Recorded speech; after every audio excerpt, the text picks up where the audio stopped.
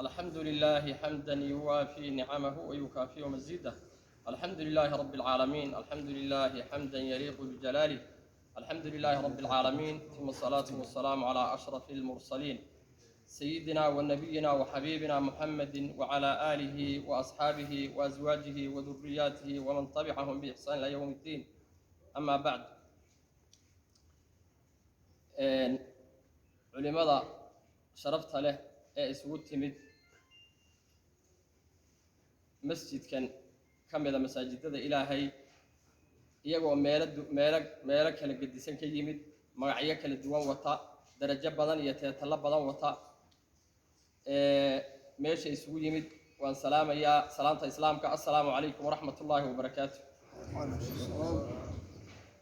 aad baa waxaan ugu mahadcelinaynaa marka koowaad ilaahay oo mar walba inaga mudan inaan mahadiisa aan la soo koobi karin baan u mahadcelinaynaa.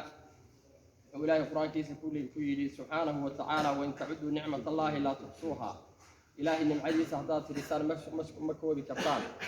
ilaahay ancaamtaa faraha badan inoo nimceeyey ee nimcadiisa haddaan tirina marna aynaan soo koobi karin yaan u mahadcelinaynaa. oo kow iyo laba iyo maxsuus wax la tiriyana aan marna noqon karin yaan in badan iyo in badan iyo in badan iyo in badan u mahadcelinaynaa.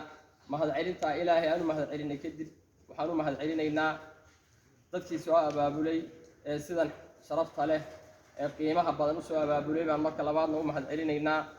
marka saddexaad waxaan u mahadcelinaynaa culimada sharafta leh ee aadka u wanaagsan ee runtii Soomaali haddii la yidhaahdo iyo haddii deegaanka aan joognaba la yidhaahdo culimadii hadday mufti ahayd iyo hadday mudarris ahayd iyo hadday nooc walba ahayd iyo hadday madax diineed ahayd oo dhan nooc walbaba lah isugu timid meesha ayaan u mahadcelinaynaa.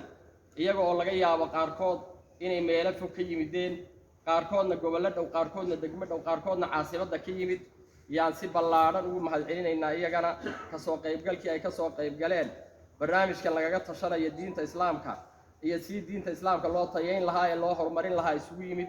aad baan ugu mahadcelinaynaa waqtigooda qaaliga iyagoo aad u mashquulsan oo nin waliba duruufo gaara iyo tucaamaba intay haysato aad u mashquulsan ilaahay dartiid u soo ajiibay ee meesha u yimid baan iyagana aad ugu mahadcelinaynaa.